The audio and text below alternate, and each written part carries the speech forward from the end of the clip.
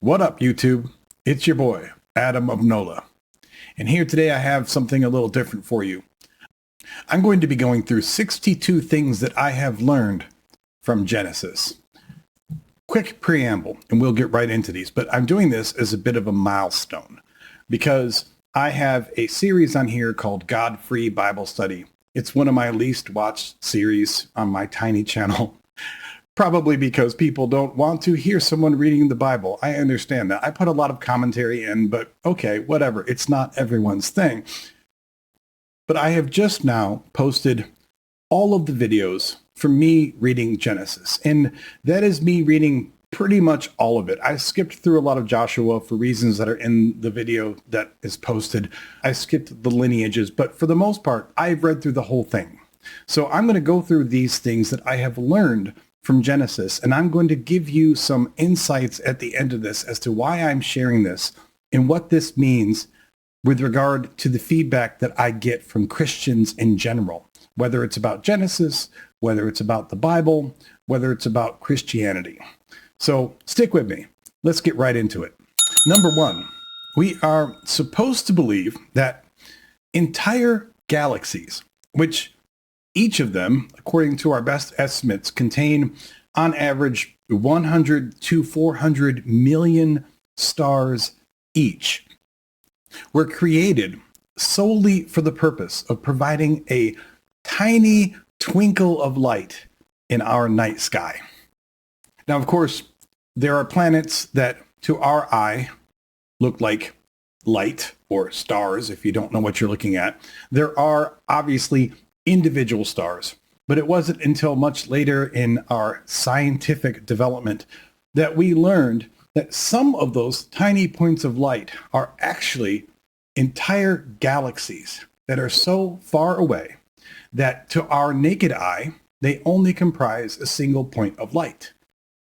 And yet when we get out our big bad telescopes, we realize that's not a star, that's a galaxy. But I guess that entire galaxy was created for the sole purpose of giving a little tiny dot of light onto the earth. And that's to say nothing about all of the galaxies out there that are so far and so faint that we can't even see them with the naked eye. I don't know if they're supposed to be included in that equation or not. Number two, Genesis is hella polytheistic. And Christians don't want to hear this, but there are multiple references all over the book to polytheism. And I know you're going to give me that Trinity crap. I've heard it before. But when you realize the historical context of when the book was written and what the polytheistic religion was of the ancient Israelites, you realize that all of these references to us and our are not references to Jesus and the Holy Spirit. They're references to the divine council, and there are multiple references to gods, not in a way of speaking of false gods, but speaking as gods as though gods, plural, is a real thing. Number three, we are created in Yahweh's image. Of course, that may not sound too surprising to you. You've probably heard that before. And depending on how literal you are in your reading of the text, you may not think that there is a physical Sky Daddy up there who has the form of a man. But there are others who do take the literal words very literally. And if you think about that, I did a whole other video on this where I just went through the idea that if you think that Yahweh has all of the features of a human body, it makes patently no sense. Everything on a human body has a purpose for an earthly realm, for beings that are, of course, limited by being not gods. And yet the idea that Yahweh would have all these features is strange. Yahweh is not omnipotent. You can fight me on this all you want, but the Bible is exquisitely clear that on the seventh day, he rested. The term, as best translated, is rest. It doesn't say he paused. It doesn't say that he went to go do something else. It says that he rested, which directly implies that he was tired. Now, granted, If we're to believe this whole creation story, then he did just create the whole damn universe. So I'm not even mad at him for this. But he ain't omnipotent. Number 5, there are 2 creation myths in Genesis. It's not even hard to find them. They are back to back. Creation myth 1, creation myth 2. And the literalists, the apologists, would love to fight you over this. But there are clear contradictions between myth 1 and myth 2. Just pull up the text and read it. They're not hard to find. Number 6, Yahweh explicitly desired for us to be ignorant. If you don't believe that, look at the fact that we were not to eat from the tree of the knowledge of good and evil. I have to admit, when I was growing up, a lot of times I would hear it in my own head as the tree of good and evil. I'm not saying I never read it properly because I read it when I was a kid, but when you realize it's the tree of the knowledge of good and evil, there's only one type of being that doesn't want you to know the difference between good and evil. The being that wants to do evil and doesn't want to be called out on their effery. Number 7, Yahweh's very first recorded communication with humanity is a bald-faced lie. He says, "You may freely eat of every tree of the garden, but of the tree of the knowledge of good and evil you shall not eat, for in the day that you eat of it, you shall die." He doesn't say in generic terms that, oh, you'll die if you eat of it. He says, in the day that you eat of it, you shall die. That was a lie. Number 8, this commandment, this lie, was also a really nasty trap that Christians just don't seem to care about. Any human would have eventually failed this test. If you give me a whole garden of foods, even if it's full of delicious foods, but you say, here's the one tree, don't eat from that one tree. Eventually, you know what I'm going to do? And you know what you'd do? And you know what pretty much any human would do eventually if left there for long enough? Yeah, they're going to eat from the tree. And you can say, well, that's the problem with man. But if God is omniscient, he would know that. And if he knows that, then this was all just a little game for his entertainment, I guess. And if he didn't know that, Number 9, woman was not created as a companion for Adam, nor was she simply created for the ongoing survival of the species. Instead, she was specifically created as a helper. Now, the Bible never says what would have happened if Adam decided he didn't need a helper, because it does not imply that we were immortal. In fact, it says that if we had eaten from the tree of life, then we would have lived forever, and we didn't do that. So I guess he was going to just die off as the single person of the human species. I'm not sure. But at least Adam got a helper. Isn't that what's important? Someone's got to do them dishes. Someone has to cook my dinner, damn it.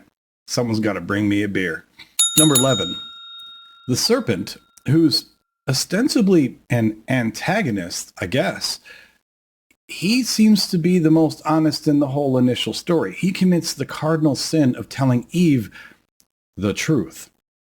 The woman said to the serpent, "We may eat of the fruit of the trees in the garden." But Yahweh said, "You shall not eat of the fruit of the tree that is in the middle of the garden, nor shall you touch it, or you shall die." But the serpent said to the woman, "You will not die. For Yahweh knows that when you eat of it, your eyes will be opened, and you will be like Yahweh, knowing good and evil." Where's the lie? It's definitely a stark contrast to the blatant lie that Yahweh told to Adam and Eve.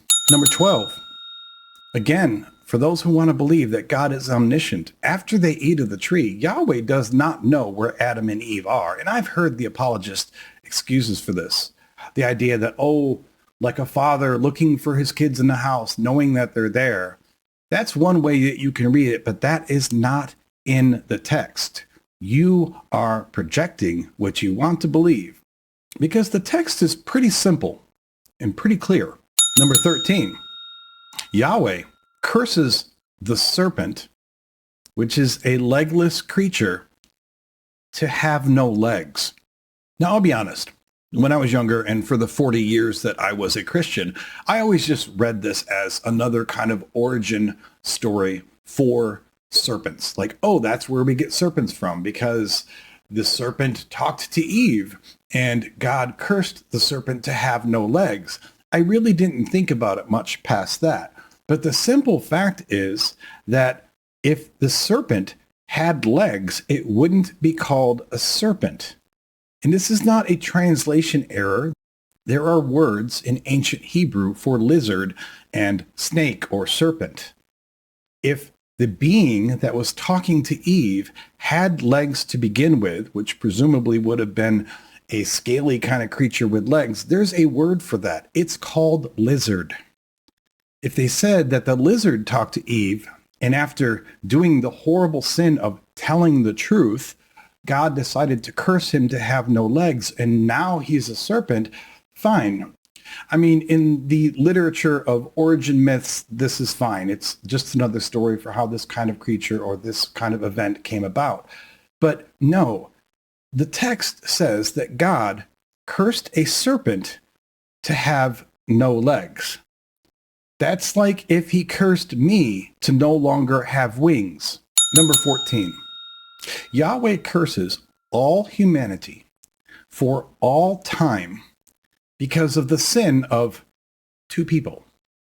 Of all of Yahweh's crimes, and man, he does some doozies, this is perhaps the most heinous, even worse than the flood. Because even with the flood, he left some people alive. He managed to allow the earth to repopulate. Sure, he's killed so many people, but he has, on some level, if you want to believe the Christian origins, gotten us to this place in time and space. But we still, according to Christian doctrine, carry this curse. A curse that came upon all of us for nothing that we did. But Christians love them some original sin. It just smooths everything else over, doesn't it? 15.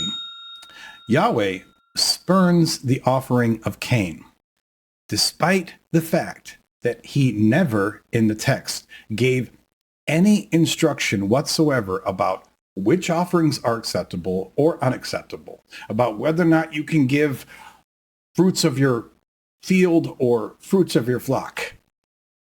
Now, I've heard the Christian excuses already that, of course, God told them, or they should have known because of what happened with Adam and Eve. But I'm sorry, if you want to take this shit literally, then you got to be able to accept the fact when the text does not have anything that indicates that any instruction was given to Cain whatsoever as to what is or is not an acceptable sacrifice. Of course, after Yahweh spurns this sacrifice, he obliviously scolds Cain for not knowing what was never told to him.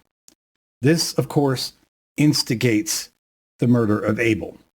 I'm not saying that Yahweh's on the hook for that murder, but I'm just saying he was absolutely complicit. And if you don't believe that, it's because you are stuffing shit into your text to make yourself feel better. Number 16, Yahweh curses Cain to be a, quote, fugitive and a wanderer on the earth. Now that may not feel like effery to you. After all, Cain killed his brother Abel, but just hold on to that one for a second. Number 17, right after he cursed Cain, Yahweh then put a mark on Cain so that no one would kill him. I'm not sure how those two go hand in hand, but whatever. But he put this mark on Cain so that no one could kill him, even though, according to the book, the entire cast of humanity at this point consists of Cain and Adam and Eve. So I guess it's good that God decided that this mark would keep Adam or Eve from killing him. But other than that, it would seem to be kind of pointless, at least reading the text up to this point. Number 18. Cain then fathered a child with his wife. Who was his wife? Where did she come from? Who knows? Because apparently she just sprang up ex nihilo. Now, I do understand. We can say, okay, Adam and Eve were the first, so they were probably squeezing out more puppies, more sons and daughters who would all be, I guess, doing each other because that had to happen. But none of this is in the text. So I guess you can just assume that Cain's wife was either a sister that we haven't heard of, or he was banging his mom. Neither one of those is really wholesome, but all right, fine. If you want to believe on just two humans, you got to make some accommodations for this. Number 19. Cain then builds a city named after his son, Enoch. Now, remember, he was just cursed by Yahweh to be a, quote, fugitive and a wanderer on the earth. And literally sentences later, we hear that he's building a city. How are you a fugitive and a wanderer on the earth when you are building a city? And as a side note on that, who lives in this city? Because again, at this point in the story, we have Adam, Eve. I'm not sure if they'd mentioned Seth at this point, who would be Cain's brother. We have his magical wife, which I hope is his sister, I guess, which even that's like, ew. And we have Enoch. Was that the city? I don't know. The timing on this is so strange. Number 20, the lineage of Adam, which I guess means all of us eventually. But at this point in the Bible, the lineage of Adam contains numerous people who lived 500 to 900 years old because Bible. A side note, I won't get too much into this. We have to get through these, but Dan McClellan had a good video on this where he talked about how this was actually common practice in ancient literature for people to brag about the extended lifespans, especially kings and other uppity type folk. So that's really probably where this came from, unless, of course, you are a literalist. Number 21, Jesus's older brothers. There are sons of God, plural. We're not talking about the Son of God. People in the Trinity will bend themselves into the most exquisite rhetorical knots, trying to explain to you how the Trinity is in the entire Bible from page 1 to the very end. And they'll pull up all these references, some of which kind of make sense if you squint hard enough, and some of them absolutely do not. But then no one really talks about the sons of God, plural, which by any logical metric would mean that Jesus is part of a family in which he has a lot of, or at least several, older brothers. Now, I don't know if they died off. I don't know if they were God too. Is it not a trinity, but a quattro or a cinco? I mean, how many Godheads are we going to have in this? Number 22. The sons of God apparently enjoyed banging human women. To be fair, they, I guess, called them wives, but they loved them some human chicks. Yeah, and I guess squeezed out babies and everything. Because in case you didn't get enough of that from Greek mythology, I guess we had to have more gods screwing human women. Number 23. There is some group of people called the Nephilim. What are the Nephilim? Nobody knows. And if they tell you that they know, they're kind of lying to you because the text is vague and not even clear in the way that it's laid out. Now, I know I've heard people say that they're giants, and there are translations, especially from the Septuagint, that may or may not lend some credence to this idea. But to say that they are just giants and that's the end of the story is honestly a bit naive. Even the idea that the Nephilim are the children of the sons of God and human women is not clear the way that it's written. If you look at the sentence structure, you can't really tell if they're specifically saying that the Nephilim are the offspring of the sons of God and human women, which is what a lot of people assume. And I'm not saying that it's wrong to assume that according to the text, but it's one paragraph. It's not written very well, and it's far from clear. Number 24. God screwed up. He suddenly decides that humanity is wicked, even though There is not a single example given in the text of what this wickedness was. Was it like Canaan, where they're sacrificing children and performing ritual prostitution and all this other bad buggery kind of stuff? Or was it that they're leaving the seat up? Or was it that they are picking up sticks on the Sabbath? Who knows? It's just that humanity had become wicked. There was one reference given to humanity becoming violent, and the idea that this offends God is oh so rich. Not only did God give no examples of what this wickedness was, but at this point in the story, there is not a single commandment recorded about what you should or should not do. Now, you can tell me all day that, I shouldn't go around killing people and I shouldn't go around stealing and all that. But according to those who believe in divine command theory, if your God has never given you any instructions one way or another, then what is your so-called objective morality? Number 25, Yahweh regrets. He regrets making mankind. That proves that he is not eternally unchanging. You can't have it both ways. You can't regret what you did and what you said was good at the beginning of the book when you created man, and now say that you regret having done this. That is not unchanging.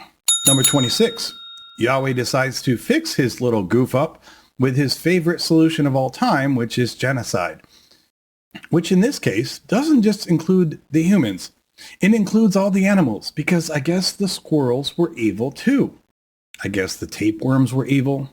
I guess the dogs and the cats, the deer, the elk, everything was apparently wicked. I don't know how a chipmunk can be wicked, but apparently he can. Number 27, Yahweh commands a 600-year-old man to build a massive boat, the likes of which had never been seen on the earth at that time.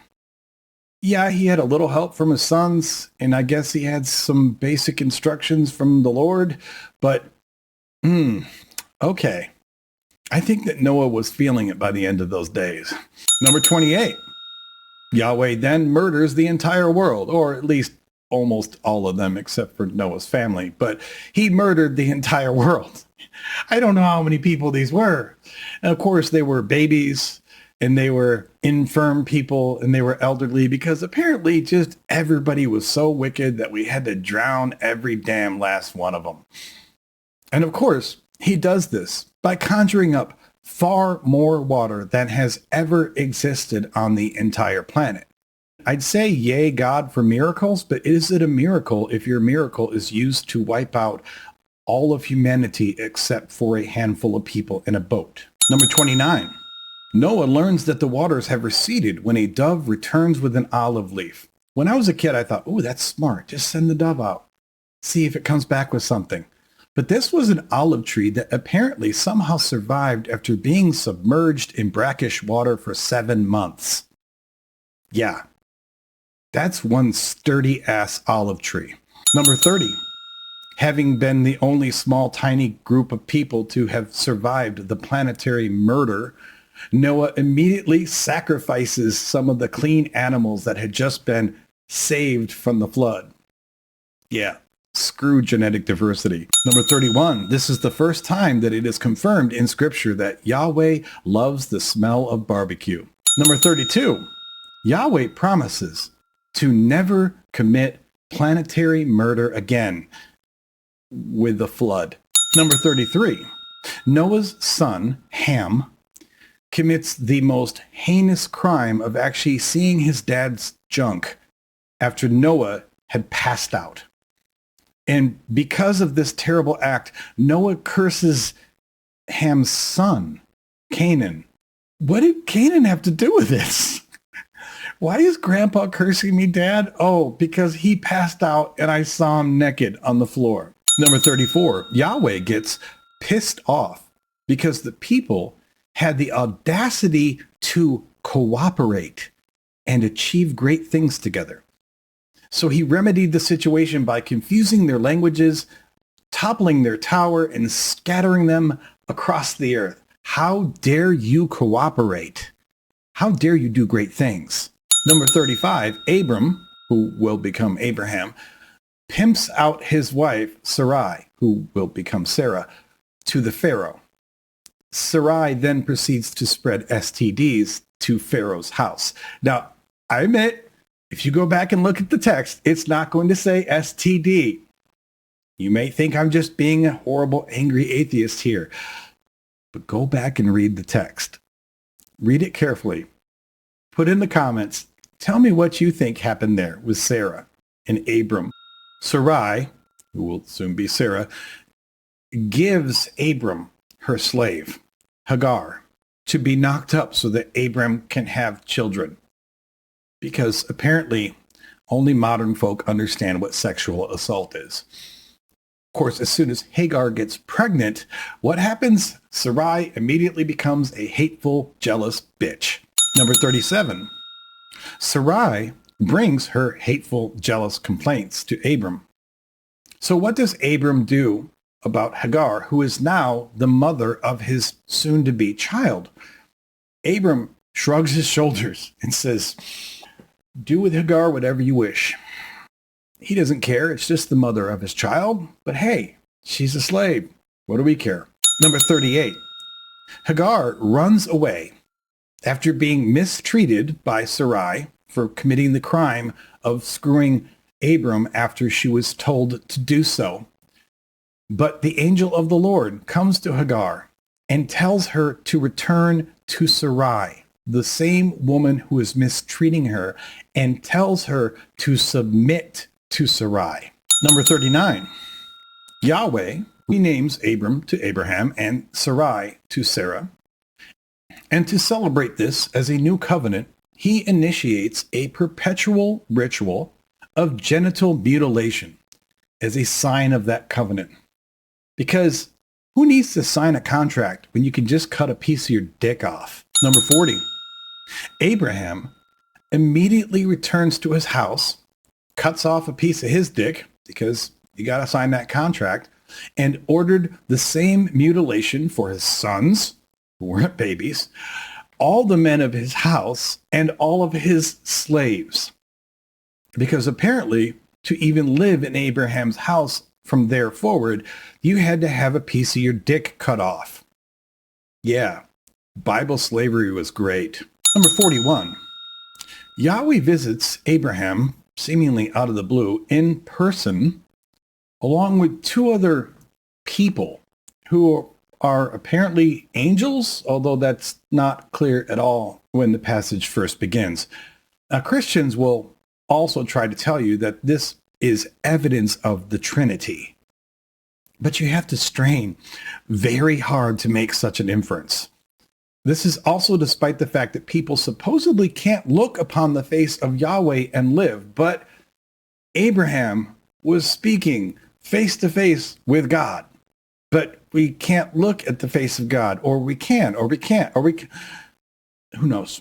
Number 42, Yahweh says that he has to go to Sodom and Gomorrah to see for himself whether the outcry against those cities is accurate, because he does not know. He is omniscient. Omniscient.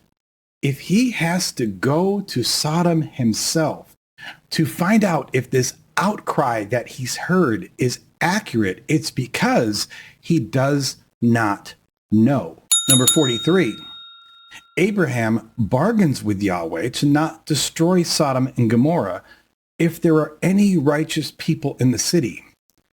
Again, the only way this story makes any sense at all is if Yahweh does not know if there are any righteous people in the city. An omniscient God would already know if there were any righteous people in the city. Number 44, the two men who were with Yahweh, who are now suddenly referred to as angels, man, angel, whatever, with absolutely no explanation, they go to Sodom, where Abraham's brother, Lot, lives. Number 45, Lot takes them in. Good guy. What a guy. And an angry mob comes to Lot's door, demanding that he hand over the angels so they can be gang raped by the mob. Number 46, in an attempt to placate the crowd and to protect his wards, Lot offers up instead his 2 virgin daughters to be gang raped by the mob. He says, no, don't take the angels. Take my virgin daughters. You can gang rape them. Bibble. Number 47, in the morning, the angels tell Lot to get the hell out of there because they are going to tear this city down. It's going to be destroyed. Number 48, Lot's wife looks back at the destruction and is turned into a pillar of salt. Yeah, that sounds righteous. Number 49, Lot ends up living in a cave with his daughters after they flee Sodom. His daughters, who are apparently the spiritual ancestors of West Virginians, decide that they are desperate to have children. So desperate, in fact, that they aren't going to try to wait for men to come by this cave. They just get Lot, who is their dad, incredibly drunk on successive nights and get knocked up by him. One daughter, then the next. Number 50, Abraham and Sarah journey to Gerar. He once again pimps her out, this time to King Abimelech. Abraham has a system, and he's working it. He's working it so hard. You know the stories here, the excuses. They'll talk about doublets, right? But you can't have it both ways. You can't tell me that there are doublets that have contradictory information and then also tell me that there are no contradictions. Either these two things happen separately, and it says that Abraham was a serial pimp, or they're doublets, but there are clear contradictions. Number 51, once Sarah gives birth to Isaac, Hagar and Abraham's son Ishmael are summarily thrown out. Remember, Hagar had run away. And the angel of the Lord said, no, go back and keep getting mistreated. And even then, she was only allowed to stay until Sarah actually squeezed out her own puppy. And then it's like, no, you got to get the hell out. Number 52. This is always a favorite. Yahweh commands Abraham to sacrifice Isaac. And what does Abraham do? Oh, he troops up the mountain ready to sacrifice Isaac. As far as we can tell from the text, he doesn't even seem to be sad about it. He is ready to kill that boy. And yes, I know the angel of the Lord stops it. It's still a disgusting story. And it speaks to a nasty and petty God who wants obedience, even if it means promising to murder your children in the name of Yahweh. Number 53, Isaac gets married off to Rebekah, who's a cousin, because that would still be apparently so much better than having him marry a Canaanite. Yay, cousins. Did I mention West Virginia? Number 54, they have twins, Esau and Jacob. Esau sells his birthright to Jacob for some stew, and then he's eternally butthurt about it. Number 55, they all move to Gerar during a famine, and Isaac pimps out Rebekah to King Abimelech. Are you feeling a theme here? They tell this story 3 times, twice with Abraham, twice with King Abimelech. Nobody knows what's going on in this story. Number 56, Jacob steals Esau's blessing with the help of their mother, Rebekah, too, which makes it really nasty. Because apparently blessings are like pie. Like there's only so much of it you can hand around. Isaac blesses Jacob and then tells Esau, I can't bless you too. I just blessed Jacob. Like you have a jar of blessings and you can only give one of them out a day or something. It makes no sense. Number 57, Jacob flees to his uncle Laban and begins what I like to call the conception Olympics with Leah and Rachel. This includes Leah and Rachel giving their servants to Jacob to have Jacob knock them up. Because once again, we're continuing this habit of sexual assault with our servants. And it also includes Leah buying sex from Jacob in return for some mandrake roots. Poor, ugly Leah apparently had to pay for the dick. Number 58. Jacob gets sheep to be born a certain color. How does he pull this off? Does he pray to God? Does he do some kind of miracle? No, he has them mate in front of different colored items. And this is just presented in the book as fact. Number 59, Jacob flees with his family and Rachel steals Laban's idols, valuables. But she gets away with it because when Laban comes to inspect her belongings, he's looking for his stolen stuff. She's sitting on a big bag of stolen goods, and she tells him that she can't get up because she's on the rag. Yeah, he's looking for his stolen stuff. And the one thing that stops him from finding it is that Rachel's sitting on the bag of the stuff, and she's like, I can't get up. I got Aunt Flo. What can I do? Number 60. Jacob spends a night in the wilderness before he reunites with his brother Esau. When he's out there, a man comes out of nowhere and wrestles with him all night. Because, Bible. Because there were apparently random dudes walking around the wilderness like, yo, bro, want to wrestle? And then Jacob wrestles him all night. And yes, my mind went there too. But Jacob wrestles this random dude, some hot, sweaty dude in the desert in a tent, wrestles him all night to a standstill, which is only won by the other guy because he hurts Jacob's hip. And then at the end of this weird damn paragraph, we get some allusion to the idea that apparently Jacob was wrestling God, which doesn't make a damn bit of sense. And if it does make sense, that's really sad for Christianity because it means that your God couldn't beat Jacob until after an entire night of wrestling, he finally did something that hurt Jacob's hip. It also puts another pin in the balloon of this idea that you can't see God face to face. And don't take my word for that.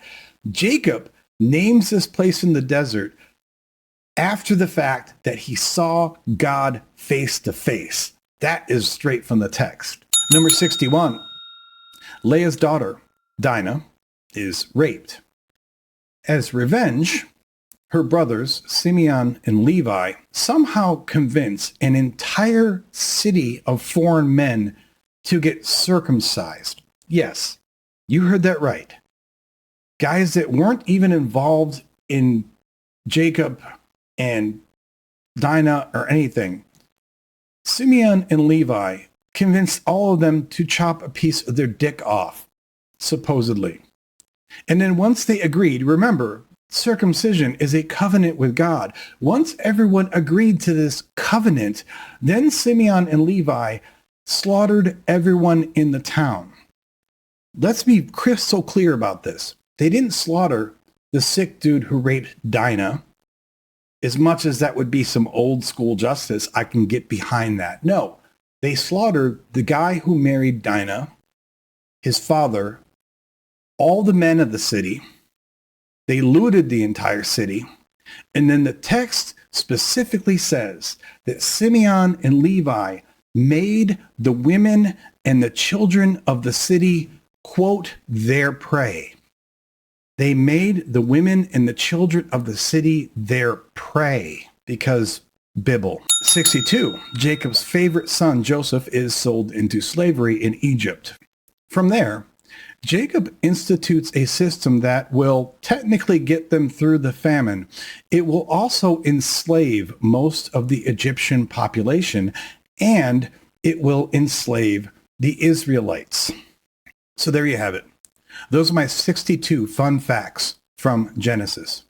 And if you are not a skeptic or an atheist and you've gotten to this point in the video, let me give you a few things to chew on.